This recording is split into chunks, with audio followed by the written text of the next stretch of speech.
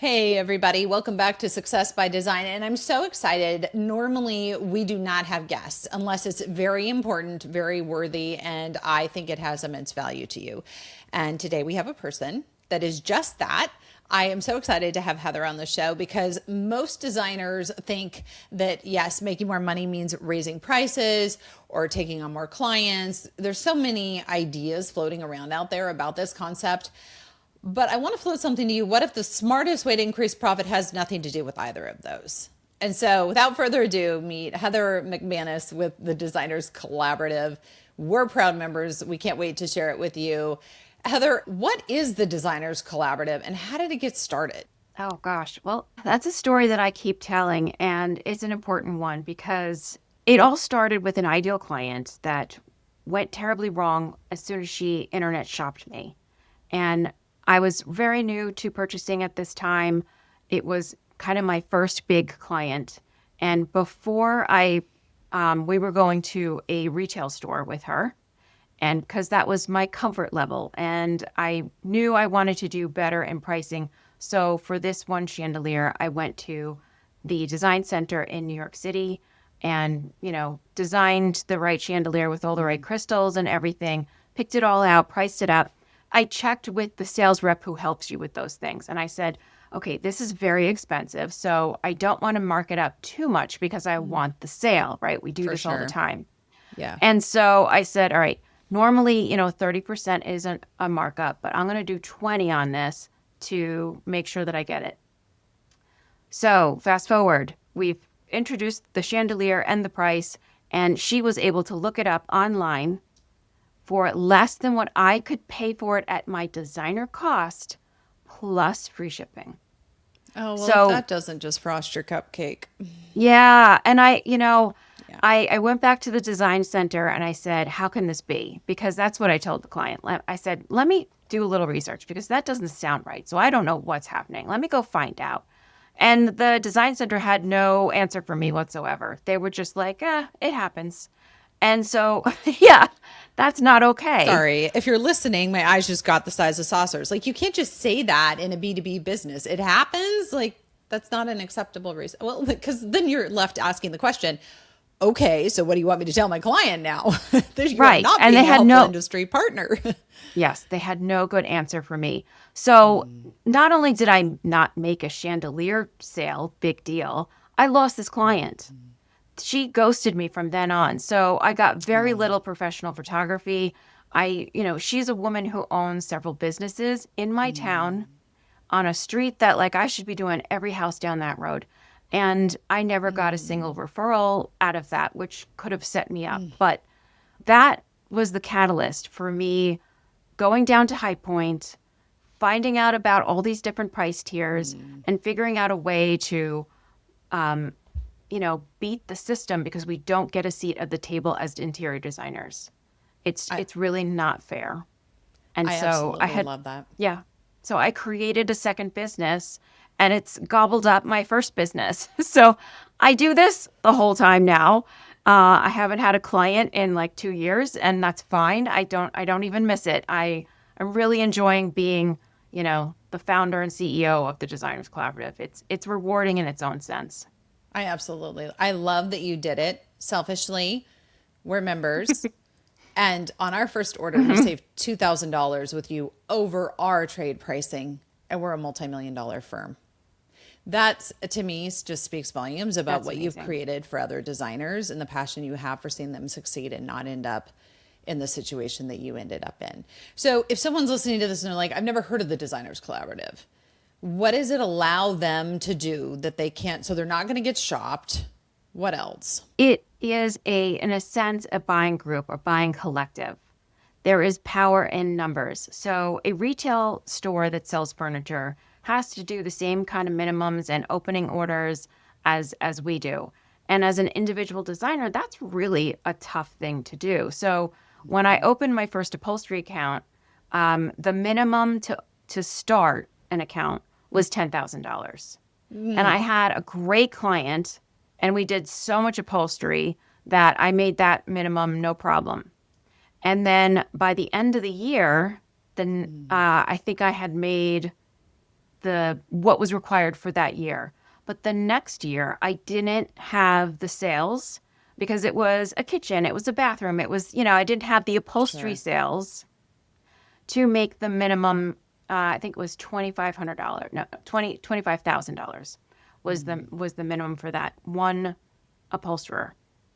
So I, at that point, said, well, I've been thinking about this buying group idea. And so my sales rep sent me two different designers who I'd never met before, who had opening orders that didn't meet the 10,000. One order was like 8,000, one order was 5,000.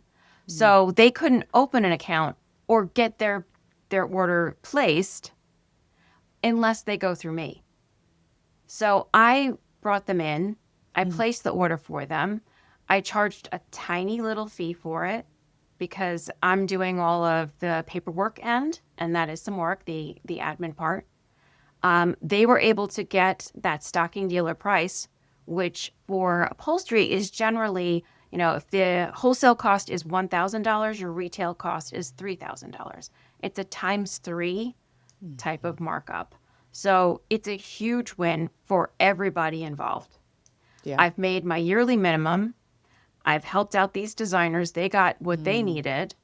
And, it helps the manufacturer, to get more sales that they wouldn't have. Because what would those two designers have to do? They'd have to say, all right, then I guess we reselect to a company that I can actually order from. So that was the birth of what has become over 500 members. We started with 5 people at my dining room table, and it has grown. We are almost in every state, and we even have a couple international. Which I love. You see all these designers. I mean, gosh, I love that you're talking numbers. I love that you're talking multipliers. I love that you've grown as a company. Any design company that's growing, I get really excited about. What do you see the smart designers who are growing doing that others are not, from your perspective? It's a whole package of things. I mean, if you don't have your systems down, everything else kind of falters, right? So Yep. I see smart designers, take coaching classes and work with people, and then not just like you don't just read the book. You also take the steps that make the information that you got apply. And so when you can maybe say, I'm only going to like take a small job right now because I need to focus on that stuff. And then they're better set up for everything else. I think when you have a team around you that you allow to do their job properly is incredibly helpful. Yeah. I think successful designers invest in their business. They invest in professional photography and the right softwares, in marketing and having a real professional website. All of those things, I think, make really successful designers. And then in order to afford all of those things that are very expensive that I just mentioned, you need to be making the most profit on every single job you get. And you're not Yeah. going to do that going to a retail store. And if you're not buying at the best price, your clients can so easily find it online for less than what you're showing it to them for. And they don't understand because HGTV and other things have taught them wrong stuff over the years. Oh, I don't have a love hate. Don't worry, folks. I'm never going to be on HGTV in all likelihood because I have a hate relationship with all of those shows and the pricing. We're going to buy a beachfront remodel for $500,000 and we have $20,000 to remodel it. I'm like, where are you shopping? Is it, I mean, secondhand? Like, what are we doing when we're talking about a complete gut? And of course, they always find mold, or they never talk about load bearing when they're knocking down a wall and structural integrity. Like, I watch those shows and it just gives me heartburn. Yeah, it's cringe. It's It's total on at the cringe. dentist office when I'm trying to get, and it's like, oh no, not that. But 100%. I yeah, watch it with my yeah, daughters, and one loves it yeah, when I press pause and I'm like, okay, that is absolutely incorrect. And here's the reason why. And that is not safe. And that is not advisable. That is not to code. Do you see the dangling wires in the ceiling they're not talking about? And right. she just sits there. She's like, oh, yeah. And then the other one's like, Oh, mom, can you just please not pause it ever again? Yeah, We just want to watch it's the show. It's really entertainment. It's yes, not a it's just business model. entertainment. Yeah. And I think that's what you're talking about. It's more than just charging more, which is why I also get frustrated with coaches that are like, charge more, charge more, charge more, charge more. It's not, it's a mindset shift. Everything you just described is about getting strategic in your business, finding the partners that have the volume like you do to allow you to be able to mark up, right? Or to have and you have a really good process, Heather. I will say, going through your process and like navigating that, the people that you put in charge of those accounts, they either get on board or you quickly offboard them, which is lovely. Not for them, but you're really about performance and making the process smooth. But that's what that's what this show is about. But you've got to have the infrastructure, and what you're offering is a big part of that infrastructure, and that you can have, as I call them, the 7 layers of hell of four hands. But you can have the seventh layer when they join the collab, because it's not you independently fighting for that seventh tier now that there's seven, which is more than a layer cake at the Cheesecake Factory. I mean, good gosh, like you get the ability to do that. What are you seeing? I'm just curious, like what's not working with the traditional way designers have sourced over the years? I mean, it's getting shopped, right? Like what else are you seeing? I guess I'm kind of interested too in the emergence of AI. Are you seeing an impact there? And like, is that changing how clients interact? That's a great question. I think AI is definitely going to affect us in some ways for the good, in some ways for the bad. It's Yeah. going to empower us with even more tools to make beautiful renderings quickly, easily, cheaply, and things like that. Yeah. I think that we may have to invest in some of these softwares for ourselves the way a retail store might, where you can show the client, here is the massage sofa and this particular fabric versus this particular fabric, and it does the pretty rendering for you. I think that, those tools can be very helpful. And we may have to pay more for more different softwares in the future, but they'll help us in the end make sales and things like that. I don't believe that it's going to take away the process because what we do is there's a human touch to it. So Yeah. I don't believe that it's going to impact, designers in that way in the future. But we definitely can't ignore it. We have to, start using it, get more comfortable. 150%. Let's talk about that. Like what's going on in the marketplace? Like what do you see that's going on, because you have your fingers in all the pies of all of these accounts? What are we not seeing just as designers out here flying solo, so to speak, that's going on with vendors and pricing right now? Are there any shifts in the marketplace or anything that's making you go, huh? Like I know we Oh, talked about like yeah. forehands used to have one tier and then it had three tiers. And now, as we talked about, and I love forehands, but it's up to seven tiers. I mean, at some point, good gosh, right? Like, what are you seeing? Yeah. So the price tiers it makes sense to me. The more you buy, the better your discount is. Yeah. That makes sense. And I think that we're starting to shift a little bit. So back in the 70s, if you went to High Point as an interior designer, a lot of showrooms had signs in their window saying designers not welcome. Oh, They wow, didn't that's want you bold. there.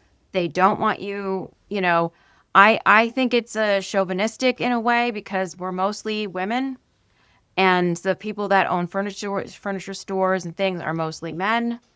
And, they'll Yeah. deny that, of course. And I don't have any proof. There's like, this is my opinion. I've So, never thought about that, but it totally rings true. it kind of makes sense, doesn't it? It I does. mean, you don't have to go, it's not a far leap. So, unfortunately, yeah, unfortunately, we haven't had a real seat at the table for all of these companies that decide we're going to make, these price tiers and these are the hoops that you have to jump through in order to get to those price tiers and so on and so forth. And every year you're going to have to do this. So when a designer's not included in that, we're playing catch up. We're playing like the long game for how do I make that happen? And it's extremely difficult to do it on your own. When you have the backing of 500 members, you can do that no problem. We just got our year-end sales from all of our account holders, and actually not everybody gave us their year-end sales, and we did over $9 million. So to That's a whole new ignore, level of like badassery, if we can say yeah, that. Sorry if you have kids in the yeah, car, I but I would mean, like think 9 so. million, like that's insane. Yes. So ignore designers at your own peril. It's, Yeah. you know, boxing us out and treating us poorly and not giving us decent pricing has gone on for so long. And, it's ridiculous to me. It's one of those buttons that like you press it and like that's the anger button. So there's been a lot. But I think since we have become 60% of the people that go to High Point now are entire interior designers, it's flipped. Yeah. So I am seeing some people in the furniture business starting to soften and starting to look to interior designers as possible, wow, how do I make this work for you? Well, you need to work with me too. It's a two-way street. You can't make it impossible. So, the Designers Collaborative has over 300 vendors. That's like That's an amazing. overwhelming amount of creative freedom that you can have. Sure. So we provide all the tools to help you figure out which, manufacturers should be good for you to look at. Ones that you've never heard of before, ones that like the back of your hand. It's a very powerful list, and we're not doing it in a way that TDC makes. Sorry, the Designers Collaborative is also TDC for short. Yeah. Just to clarify. So TDC has this amazing list of vendors, and we're not the ones selling you all of the things. That's what I think separates us from the other competitors. We're not personally making any money on the orders that you place. We make money on your membership, and membership is $659 for the year, which paid for itself in that one order, didn't it? You Yeah. you I made mean, 2,000, yeah. And what I really and loved is how you opened it up. We could look and see the pricing before we joined. Like, I was like, Heather, what happens if we do this piece from this manufacturer and we just did side by side? And I had our sourcer go and I'm like, look at the next order we're doing, run it through and see where we land. And she's like, oh, yeah, that's a no brainer. I'm like, done. Thank you, exactly. Heather. Those are the words I hear all the time. That's a no-brainer. Yeah, it's Yep. like, do I want to pay $500 for something or $200 for something? I think 200, thank you. So Yeah. yeah, I mean it's big money and it adds up. Obviously, the Yep. more expensive the piece is, the more money you're going to make on it. You're not going to make a ton of money on just a lamp or just a Sure. rug, but once you put that whole room together, it's another $10,000, $20,000 in your pocket for one room. Yeah.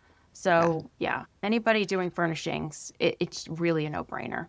And I should clarify too, the 2000 that we saved, that did not include our membership fee. So deduct, but still 1400. But here's the thing, that was only on one manufacturer. So we had, I don't even know how many manufacturers in that order, but that was the single one that we came back and at first blush, it was 2 grand just on that one. I'm like, run it through.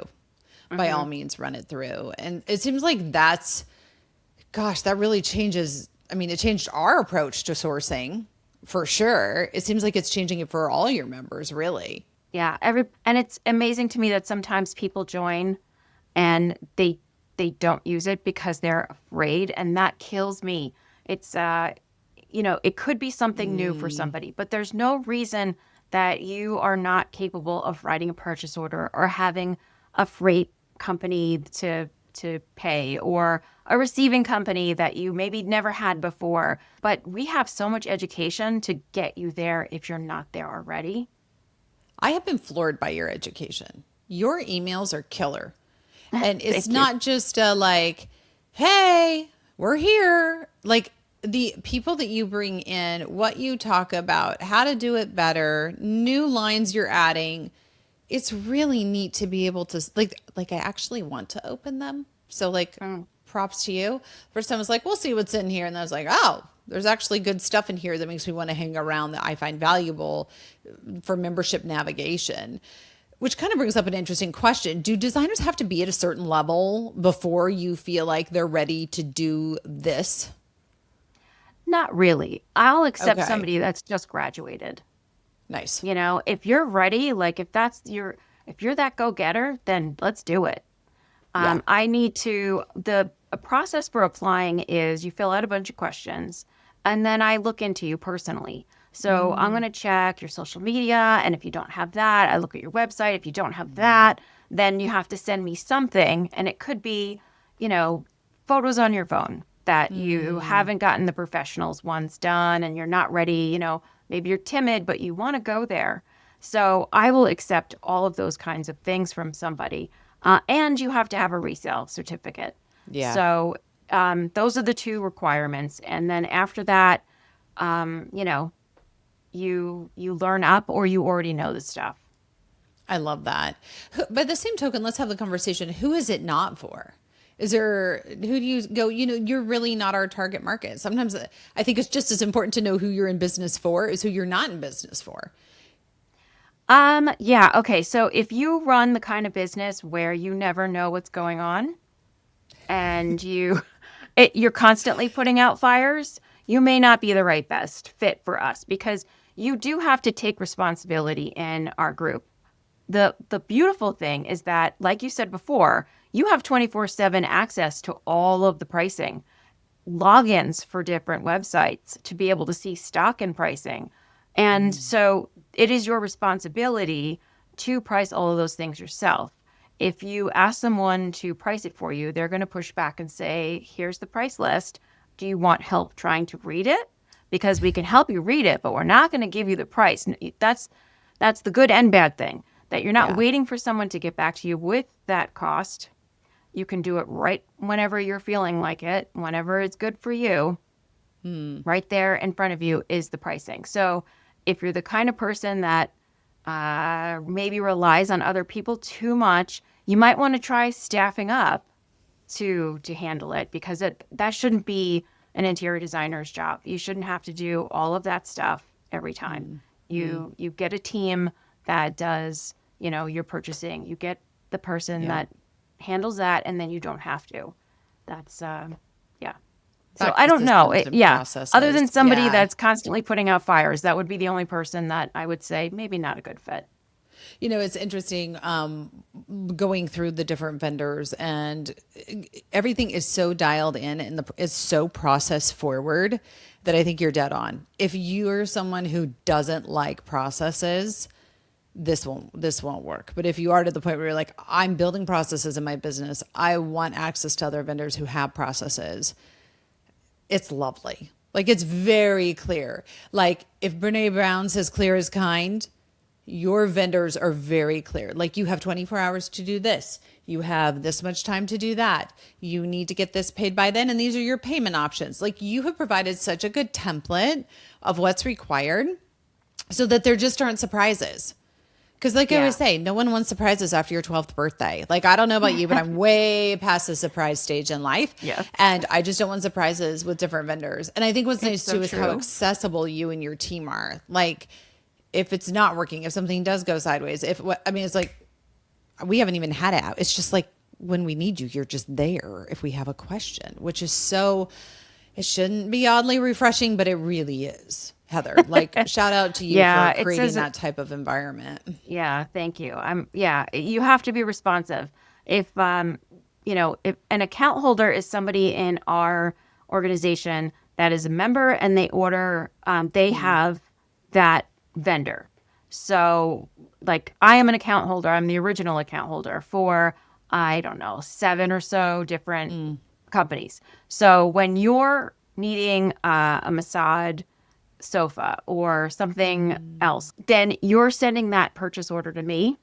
And if I'm doing my job properly, I need to be on it when you have questions. I need to turn this around for you because I understand what you're going through. And so does every other account holder. Everybody is an interior designer that you're going to be ordering from. So they fully understand the process of what you're doing with the client, their possible that they could have about anything. They get it. Yeah. So when something goes wrong and something is damaged, they are on top of it to help you deal with it. If something, you need samples, you need whatever, they're so on it, and that's what we absolutely need. So, I appreciate our account holders so much, and we give back to them too. We have rebates that so if you have X amount of vendors with us that you are the account holder for, you get a rebate of X at the end of the year for just doing what we ask. It's And amazing. yeah, so we couldn't do this without this amazing list, and so the account holders are as important as anything else. Well, it's kind of like having a rep, but having a good rep, because we all know there's great reps and there's Yep. lousy reps. In fact, we just had one cycle through on one of our products, and our new rep's like, "So no one's been out to see you in 5 years." I'm like, "Yeah, it was during COVID, actually. Like, thanks for showing up. Like, I'm not going to chase reps. We'll just find a different supplier. I'm not going to Yeah. do it."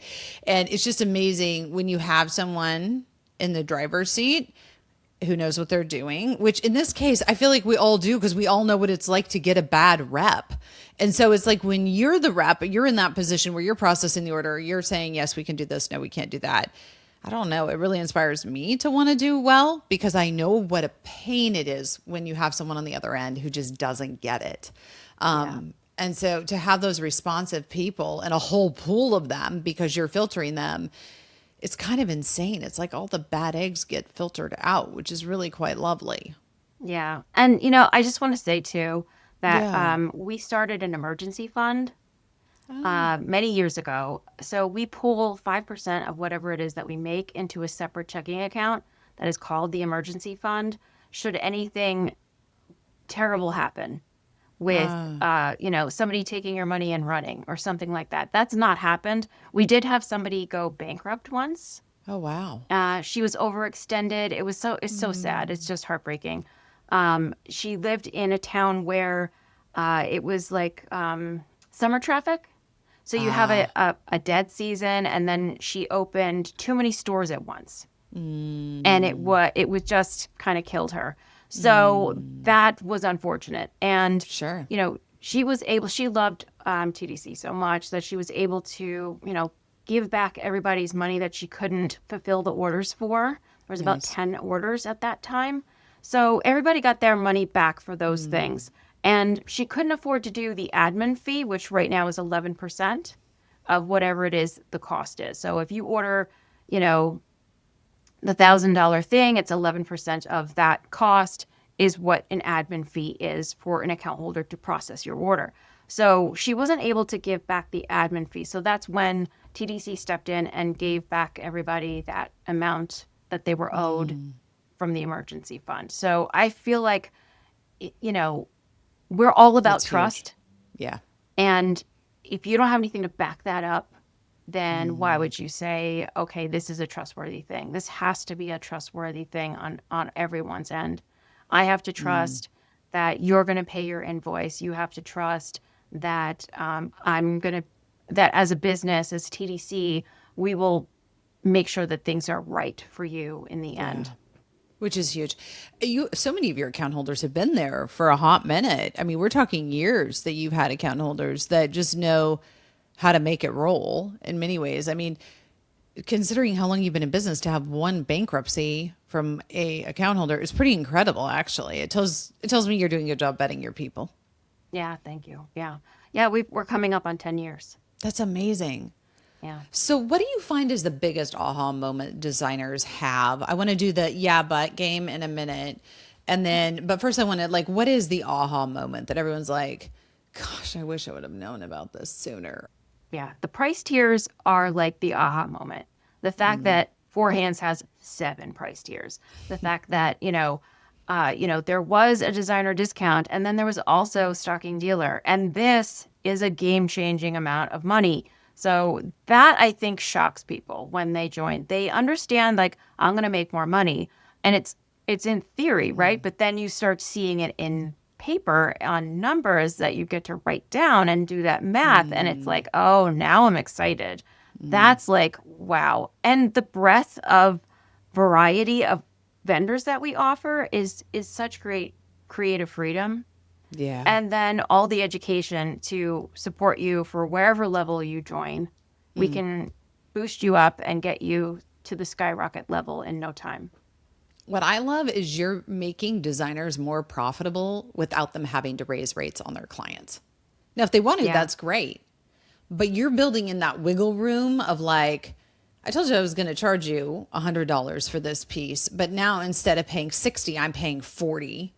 So now my margins just got so much better and I didn't have to change. Or you can discount them if you're doing, a corporate social responsibility move, or you're doing a nonprofit, goodwill gesture. I mean, there's just so many different ways that you can use this to your advantage in business that it just seems like it's something everybody should be doing. What are the It yeah is. buts that you hear? Like I hear like, and I can hear them out there right now in the world as we're recording this podcast of people going, yeah, Heather and Katie, I hear you.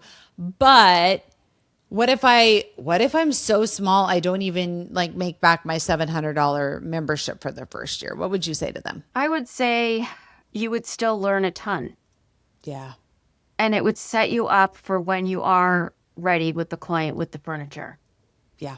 and all of that. And I would also encourage everyone to stop playing so small and safe and maybe wiggle out of that comfort space just a Yep. little sometimes to make sure that you are making the most profit in your business and, going more professional. Yeah, I totally agree with that. Okay. Yeah, but Heather and Katie, I hear you, but there's also other buying groups out there. Why should I choose yours? We have the largest amount of vendors to choose from, and it's all extremely organized. And Yeah. nobody else has an emergency fund. So if you're out, you're out. Yeah, that makes complete sense. I'll tell you why I like you guys. You're just really personable and easy to work with. And to me, when we find a place that's our easy button, we're going to hang out there because it shouldn't be that hard to do business. It really shouldn't be. That just Amen tells to me you're that. not in business. Like if it's that difficult, then we're not doing business. We're just reinventing the wheel every single time and praying it turns out. So I'll tell you, that's my biggest appreciation moment for you guys.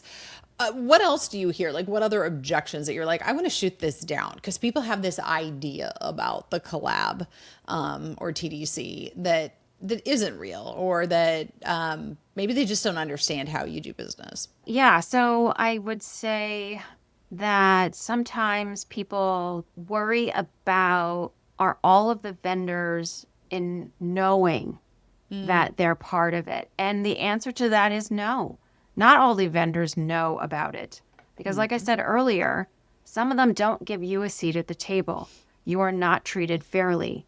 So sometimes we don't tell them because we're afraid of what they're going to say. But Yep. there are a good amount that 100% know, from the sales rep that I deal with to the owner of the company. Everybody knows and they get it.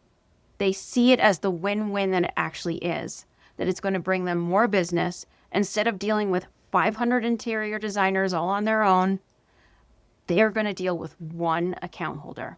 That's beautiful. Somebody they know, they're going to get all of this business, and they're not going to have to deal with 500 people. They have to deal with one. That's amazing.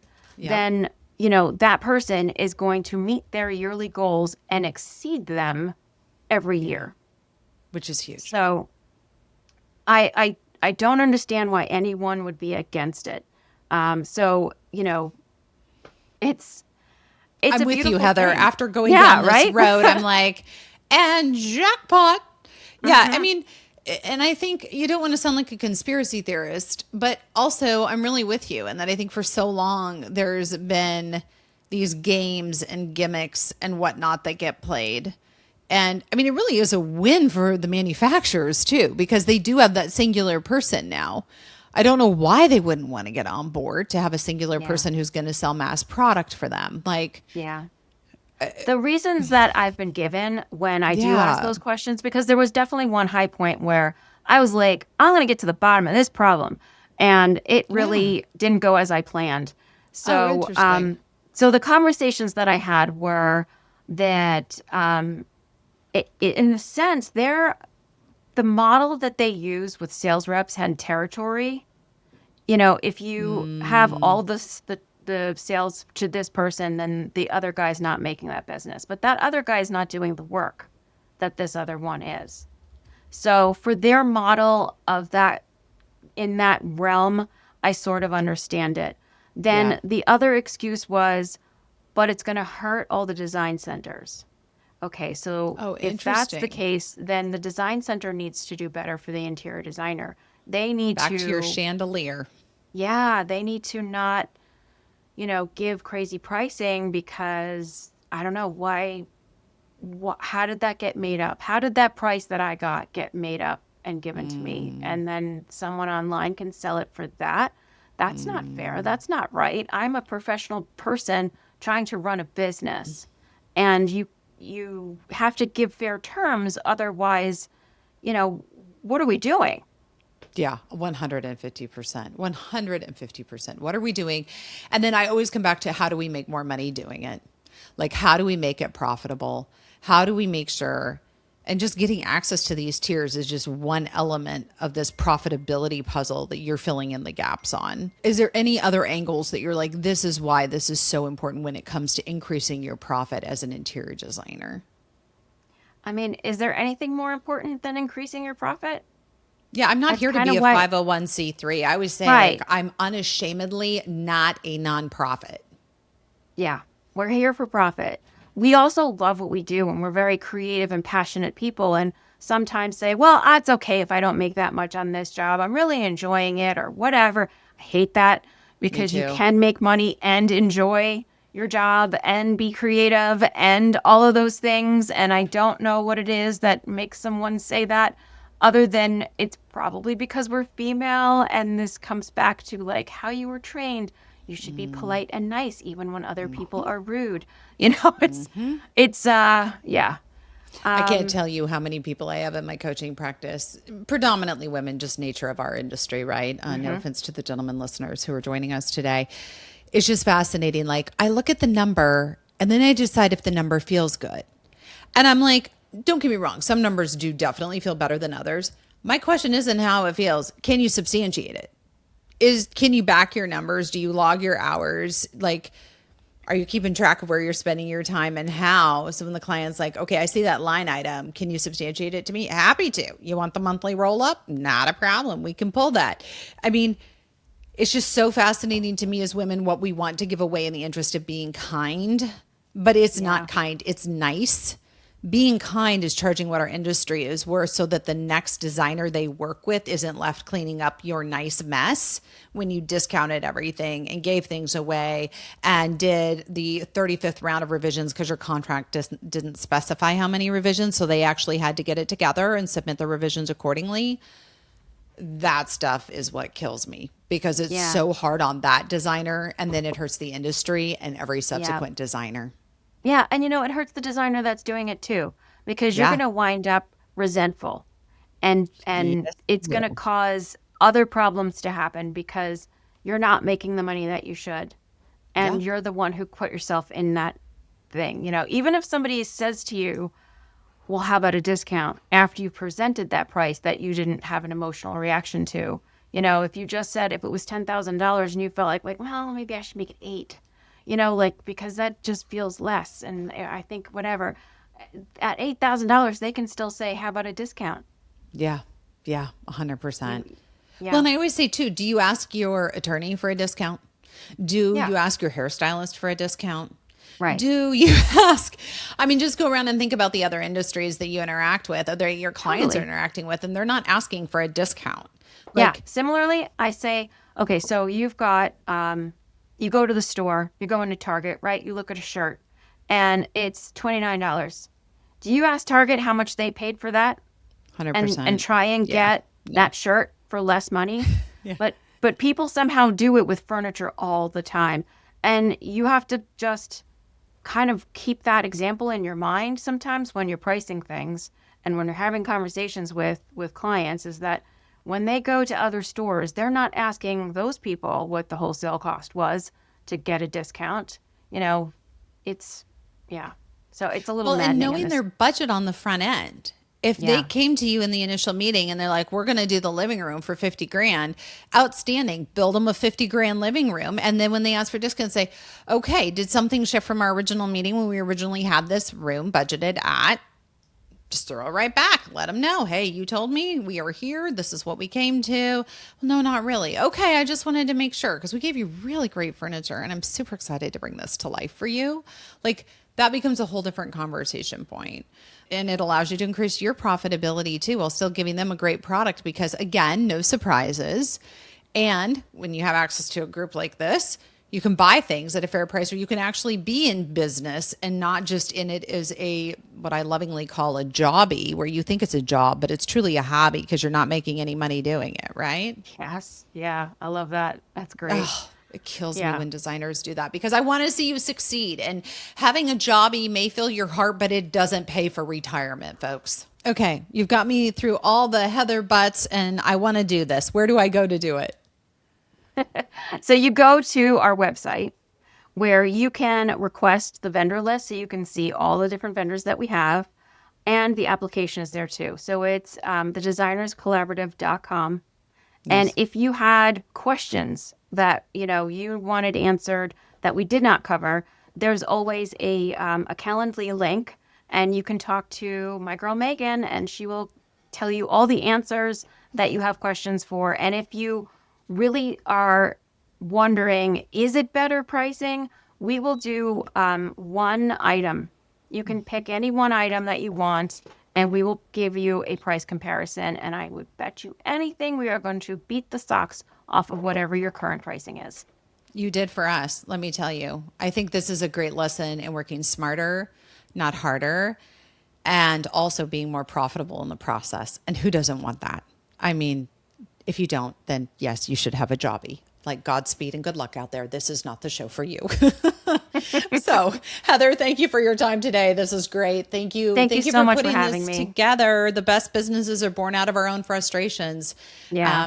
And thank you for giving us an avenue to navigate this and help designers do what they love and unapologetically make a profit at it.